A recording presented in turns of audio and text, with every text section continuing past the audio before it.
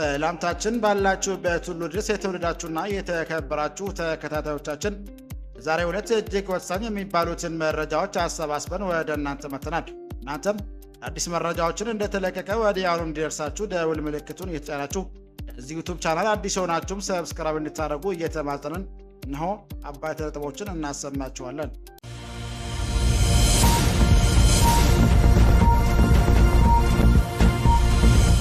የአብን የህዝብ ተወካዮች ምክር ቤት ተመራጭ ፓርቲያቸውን መክለው እንደማይወዳደሩ አስታወቁ። አብንም መግለጫ አውጥቷል። ባለፈው አጠቃላይ ምርጫ 5 የፓርቲዎች መቀመጫዎችን ማሸነፍ ችሎ የነበረው የአማራ ብሔራዊ ንቅናቄ አብን 8 ተመራጮች በተለያዩ ምክንያቶች ከፓርቲው ውክልና እየራቁ መሆኑን ተሰምቷል። አቶ ክርስቲያን ታደለ በእስር ላይ የሚገኙ ሲሆን ዶክተር ደሳለኝ ጫኔ ደግሞ በገዛ ፍቃዳቸው በቀጣይ ምርጫ እንደማይወዳደሩ መግለጫቸው ይታወሳል። በዝርዝር ተሰሙታላቸው። ቡርኪና ፋሶ ፓርላማ በሀገሪቱ የሚገኙ የፖለቲካ ፓርቲዎች የሚያግደውን ህግ አጸደቀ።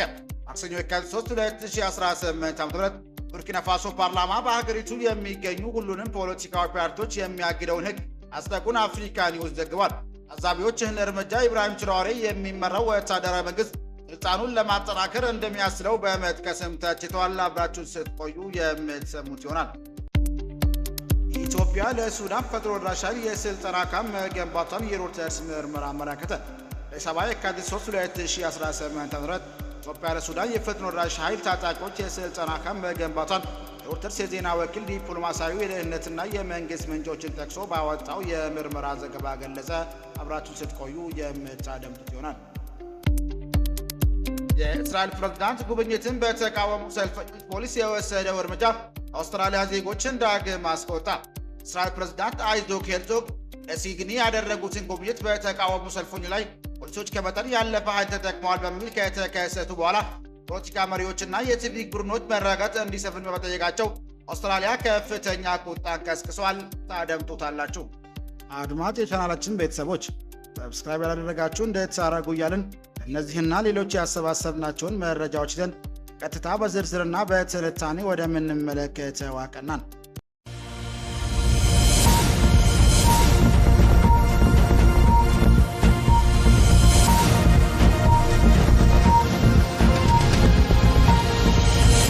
የቡርኪና ፋሶ ፓርላማ በሀገሪቱ የሚገኙ የፖለቲካ ፓርቲዎች የሚያግደውን ህግ አጸደቀ።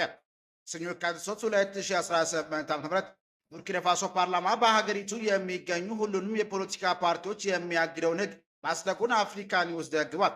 ታዛቢዎቹ ይህ እርምጃ ኢብራሂም ትራኦሬ የሚመራው ወታደራዊ መንግስት ስልጣኑን ለማጠናከር የሚያስችለው በመጥቀስ ተችቷል። ተቋሙ ከህግ አውጪዎች ያልገጠመው ህጉ ፓርቲዎች ፖለቲካ የሚመለከተው ድንጋጌ እንዲሁም ፖለቲካ ፓርቲዎች በገንዘብ በመደገፍ ምርጫ እንቅስቃሴዎችን የሚፈቅደውና የፖለቲካ ተቃዋሚዎችን ሁኔታ የሚመለከተውን ህግጋት ሽሯል። ወታደራዊ መንግስት ስልጣንን ከያዘበት 2022 ጀምሮ ፖለቲካ ፓርቲዎች እንቅስቃሴዎችን በማህበራዊ አፍሪካዊ ሀገር ታግዶም ቆይቷል። ቡርኪና ፋሶ መንግስት በዲሞክራሲያዊ መብቶችና የፈጸመ ያለውን ሁሉንም አይነት አፈና እንዲያቆምና በሀገሪቱ የሚገኙ ሁሉንም ፖለቲካ ፓርቲዎች የሚያግደውን ህግ እንዳይጸድቅ የተባበሩት መንግስታት የሰብአዊ መብቶች ኮሚሽን ባለፈው ሳምንት ጥሪ ቢያቀርብም ህጉን ግን ከመጽደቅ አላገደውም። ባለፈው ዓመት የቡርኪና ፋሶ ባለስልጣናት የመደራጀት ነጻነትና የሚገድብን አዲስ ህግ ማውጣታቸውም ይታወሳል። ጥቂት ወራት በፊት በሀገሪቱ የሚንቀሳቀሰው መንግስታዊ ያልሆኑ ድርጅቶችና ማህበራት በመንግስት የሚያስተዳድረውን ባንክ ውስጥ አካውንት እንዲከፍቱና እንዲያቆዩ የሚጠይቅ አዲስ ደንብ አውጥቷል። አንድ የመንግስት ሚኒስትር የእገዳ እርምጃ በሀገሪቷ ውስጥ ማህበረሰቡ ዘንድ በፖለቲካ ፓርቲዎች ምክንያት ተፈጥሯል ያሉትን ክፍል ለማብቃት የሚያስችል እንደገና ለመጀመር የሚያስችል ነው ተብሎም ተገልጿል።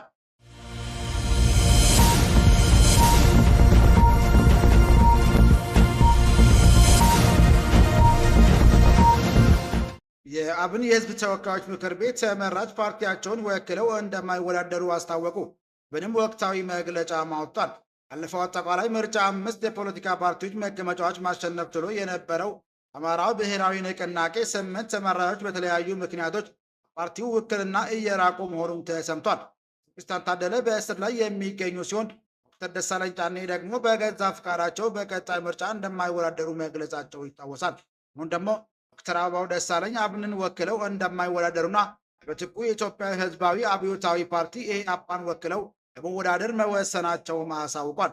ከዜና አብን በክልሉ ወቅታዊ ሁኔታ ላይ ባወጣው መግለጫ የትጥቅ ትግሉ በታሪካዊ የሀገር ጠላቶቻችን የግል ጥቅም አሳዳሪዎች እጅ አዙር እየተመራ ይገኛል ሲሉም ገልጿል። አማራ ስም የሚንቀሳቀሱ የተወሰኑ ቡድኖች ቀደም ሲል ከስልጣን ከተወገዱ ኃይሎች ጋር የክህደት ስምምነት ፈጽመዋል ሲልም ፓርቲውን ተችቷል። ተጨማሪም በክልሉ ሰፍኖ የነበረው አንጻራዊ መረጋጋት ሁን የመከላከያ ሰራዊት ከአንዳንድ አካባቢዎች መውጣታቸውን ተከትሎ አዲስ የደህንነት ስጋቶች ሰብአዊ ቀውስ ተከትሏል ሲል ዛሬ የካቲት 3 2018 ዓ.ም ሰዓት ባወጣው መግለጫውንም አመላክቷል።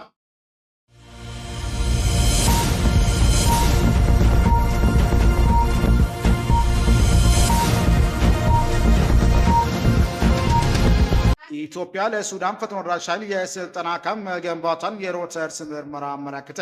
ኢትዮጵያ ለሱዳን ፈጥኖ ደራሽ ኃይል ታጣቂዎች የስልጠና ካምፕ መገንባቷን የሮይተርስ የዜና ወኪል ዲፕሎማሲያዊ ደህንነትና የመንግስት ምንጮችን ጠቅሶ ባወጣው የምርመራ ዘገባ ገለጸ።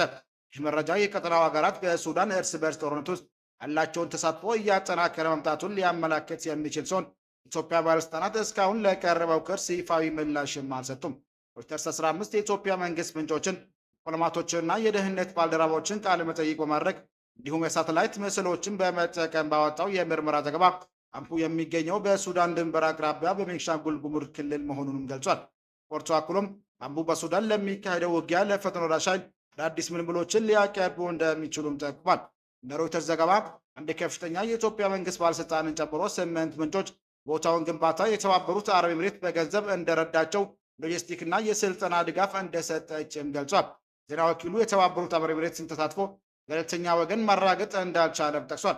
የኤምሬት የውጭ ጉዳይ ሚኒስትር ሀገሪቱ ሱዳን ግጭት ውስጥ አለመሳተፏን ለሮይተርስም ገልጿል። ሱዳን በእርስ በርስ ጦርነት በ2015 ዓመት የጀመረ ሱዳን ጦር ኃይል እና በፈጥኖ ደራሽ ኃይል መካከል በተፈጠረው የስልጣን ሽኩቻ ሲሆን ግጭቱ ከፍተኛ ሰብአዊ ቀውስ፣ መፈናቀልና ረሃብ እንዳውም ቀጠናውን አለመረጋጋት ስጋትም ደቅኗል። ሮይተርስ ዘገባ አንድ የኢትዮጵያ ውስጥ የደህንነት ሰነድን ጠቅሶ እንደገለጸው ዘንድሮ ዓመት መጀመሪያ ላይ በሺዎች የሚቆጠሩ የፈጥኖ ደራሽ ኃይል ተዋጊዎችን በተጠቀሰው ቦታ ስልጠና ሲወስዱ የነበረ ሲሆን ሎጂስቲክ ድጋፍም ከኤምሬትስ ጋር የተያዘ ነው ብሏል።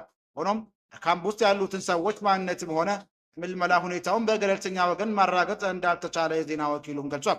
ሳተላይት ምስሎች የግንባታ እንቅስቃሴው ካለፈው ዓመት ሚያዝያ ወር ጀምሮ እንደነበረ የሚያሳይ ሲሆን ይህም መሬት መመንጠርን፣ የድንኳን ተከላውና መሰረተ ልማት ግንባታዎችንም ያካትታል።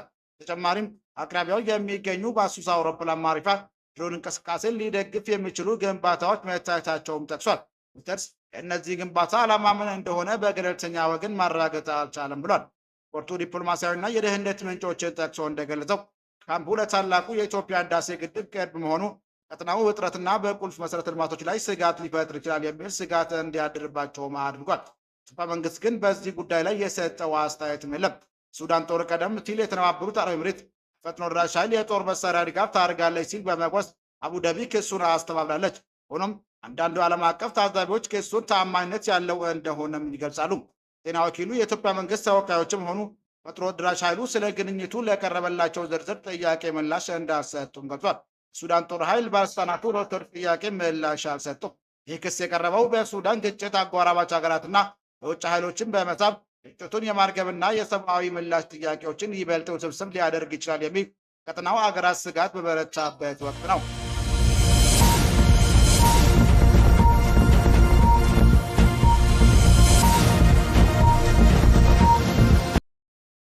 የእስራኤል ፕሬዝዳንት ጉብኝትን በተቃወሙ ሰልፈኞች ፖሊስ የወሰደው እርምጃ የአውስትራሊያ ዜጎችን ዳግም አስቆጣ። የእስራኤል ፕሬዝዳንት አይዞክ ሄርዞግ ወደ ሲድኒ ያደረጉትን ጉብኝት በተቃወሙ ሰልፈኞች ላይ ፖሊሶች ከመጠን ያለፈ ኃይል ጠቅመዋል በሚል ከተከሰቱ በኋላ የፖለቲካ መሪዎችና የሲቪክ ቡድኖች መረጋጋት እንዲሰፍን በመጠየቃቸው በአውስትራሊያ ከፍተኛ ቁጣን ቀስቅሷል። የፍልስጤም አክሽን ቡድን ሲድን ደጋፊዎች ማክሰኞ ከሰዓት በኋላ የፖሊስን ጭካኔ ለመቃወም የተሰበሰቡ ሲሆን መንግስትና የፖሊስ ባለስልጣናት በሰላማዊ ተቃዋሞች ላይ ጭቆና ፈጽሟል በማለት ስልጣን እንዲለቁም ጠይቋል። ባለፈው ሰኞ አመሻሽ ላይ በሲድኒ እምብርት ውስጥ ፖሊሶች ሺዎች የሚቆጠሩ ሰላማዊ ተቃዋሚዎችን በከተማዋ ውስጥ ካስቀመጡ ገደብ ውጪ በወሰኑ አካባቢ ሰልፍ እንዳይወጡ ከከለከሉ በኋላ ብጥብጥም ተቀስቅሷል። አንዳንድ ግምቶች የሰልፈኞች ቁጥር 50 ሺህ አድርሶታል። የሰልፉ አስተባባሪዎች ፖሊሶች አስለቃሽ ኃይልን የሚያቃጥል በርበሬ መስጠታቸውን ጥቃት የደረሰባቸው ሰልፈኞችም ተናግሯል። ፖሊስ በበኩሉ እንዳስታወቀው 10 ጥቃት ፈጽመዋል የተባሉትን ጨምሮ 7 ሰዎች በቁጥጥር ስር ውለዋል። አውስትራሊያ ግዛት ፓርላማ የተቃዋሚ ፓርቲ ግን ሲል የህግ ባለሙያ አቢጊል ቦይድ በሰልፉ ላይ በፖሊስ መኮንኖች እንደተደበደበችና ፖሊስ ጥቃት በሌሎች ላይ ሲፈጸም እንዳየችም ተናግራለች።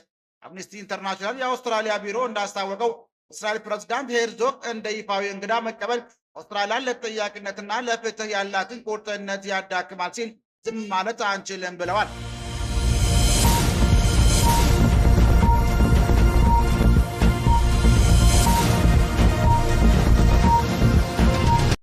የዩናይትድ ኪንግደም መንግስት እስራኤል በዌስት ባንክ ላይ ቁጥጥር ለማድረግ መወሰኗን አወገዘ። ዩናይትድ ኪንግደም መንግስት የእስራኤል የጸጥታ ካቢኔ የእስራኤልን በዌስት ባንክ ላይ ያለውን ቁጥጥር ለማስፋት ያሳለፈውን ውሳኔ በጽኑ በመቃወም እርምጃውን ሰላምና ማረጋጋትን አደጋ ላይ የሚጥልና ዓለም አቀፍ ሕግን የሚጥስ መሆኑን አስጠንቅቋል። የውጭ ጉዳይ የኮሜንዝና ልማት ጽሕፈት ቤት ቃል አቀባይ በሰጡት መግለጫ ዩናይትድ ኪንግደም የእስራኤል ደህንነት ካቢኔ በዌስት ባንክ ላይ ያለውን ቁጥጥር ለማስፋት ወሰደውን ውሳኔ አጥብቆ ያወግዛል ብሏል። ሀሳቦቹ በተያዘው ክልል መሬት ማስፈጸሚያና የአስተዳደር ስልጣን ላይ ከፍተኛ ለውጦችን ያካተተ መሆኑን ገልጸው ይህም ደግሞ ጎጂ መዘዝ እንደሚያስከትል አስጠንቅቋል። ዌስት ባንክ ውስጥ የታቀዱ የመሬት የማስፈጸሚያና አስተዳደር ስልጣን ዋና ለውጦች ሰላምን ማረጋጋትን ለማስፈን የሚደረገውን ጥረት ይጎዳል ሲሉ መግለጫውንም ገልጿል። የፍልስጤምን ጂኦግራፊያዊ ወይም ስነ ህዝባዊ አዋቅር ለመለወጥ የሚደረግ ማንኛውም ሙከራ ሙሉ በሙሉ ተቀባይነት የሌለውና ዓለም አቀፍ ህግ ጋር የማይጣጣም ነው። እስራኤል እነዚህን ውሳኔዎች በአስቸኳይ እንድትቀይር እንጠይቃለን ሲል የዩናይትድ ኪንግደም መንግስት አክሏል። ሉዓላዊነት ከሆነች ፍልስጤም ጋር የምትኖር እስራኤል ያስፈልጋል። ሁለት ሀገር መፍትሄ የረጅም ጊዜ የሰላም ብቸኛ አዋጭ መንገድ ነው ብሏል። የእስራኤል የጸጥታ ካቢኔ የእስራኤልን ቁጥጥር ለማጠናከር ዌስት ባንክ የህግና የሲቪል ማዕቀፎችን ለመቀየር የታቀዱ እርምጃዎች እሁድ ዕለት አጽድቋል። የእስራኤል የህዝብ ብሮድካስቲንግ የሆነው ካን እንደገለጸው ውሳኔዎቹ ዌስት ባንክ ለእስራኤላውያን መሬት እንዳይሸጡ የሚከለክል ህግ መሻር፣ የመሬት ባለቤትነትን መዝገቦችን አለመዝጋት እና በኬብሮን አቅራቢያ የሚገኙ የሰፈራ ቡድን ውስጥ የፍልስጤም ማዘጋጃ ቤትን ወደ እስራኤል ሲቪል አስተዳደር ግንባታ ፍቃድ ማዛወርም ይገኙበታል። የተያያዘ ዜና ራፋ ድንበር ማቋረጫ ከተከፈተ ጀምሮ 397 ሰዎች ብቻ ማለፋቸው ተገለጸ። ጋዛና በግብፅ መካከል የሚገኘው ቁልፍ የሆነው የራፋ ድንበር አሳለፍነው ሳምንት በድጋሚ መከፈቱም ይታወሳል። ድንበር ማቋረጫው ከግንባታ 2004 ጀምሮ በአብዛኛው ዝግ ነበር። ይህ ረጅም ጊዜ የዘገየው ድጋሚ መከፈቱ ጥቅምት ወር የአሜሪካ ፕሬዚዳንት ዶናልድ ትራምፕ በእስራኤልና በሐማስ መካከል በጀመሩት የተኩስ አቁም እቅድ የመጀመሪያ ምዕራፍ ውስጥ ቁልፍ አካል ነው። በየቀኑ ሁለቱም አቅጣጫዎች 10 ሰዎች ብቻ እንዲያልፉ በሚፈቀድ ሲሆን ሰብአዊ እርዳታ ግን የንግድ ዕቃዎች ግን አሁንም እንዲገቡም አይፈቀድም። በአሁኑ ወቅት ወደ 20 ሺህ የሚጠጉ የታመሙና የቆሰሉ ፍልስጤማውያን ሕክምና ከጋዛ ለመውጣት በመጠባበቅ ላይ ናቸው። የጋዛ የአካባቢ ባለስልጣናት እንደተናገሩት ከየካቲት 2 እስከ 9 ባለው ጊዜ ውስጥ የግብፅ የራፋን ድንበር አቋርጠው የመጡት 397 ብቻ እንደሆኑም አንስቷል። ይህ የድንበር አቋራጭ እንደገና መከፈቱ አዲስ ተጠቃሚዎችን ቡድንና የቤተሰቦቻቸው አባላት ጋዛን ለቀው እንዲወጡና የግብፅ ውስጥ እየታሰሩት እንዲመለሱም አድርጓል። የእስራኤል ዘገባዎች እንደሚሉት በቀን 50 ታካሚዎች ከሁለት ዘመዶቻቸው ጋር እንዲወጡ የሚፈቀድ ሲሆን በጦርነቱ ከጋዛ ከወጡት በአስርቲዎች የሚቆጠሩ ሰዎች መካከል 50ዎቹ እንዲመለሱ ይፈቀድላቸዋል ሲል አልጀዚራ በዘገባው አመላክቷል።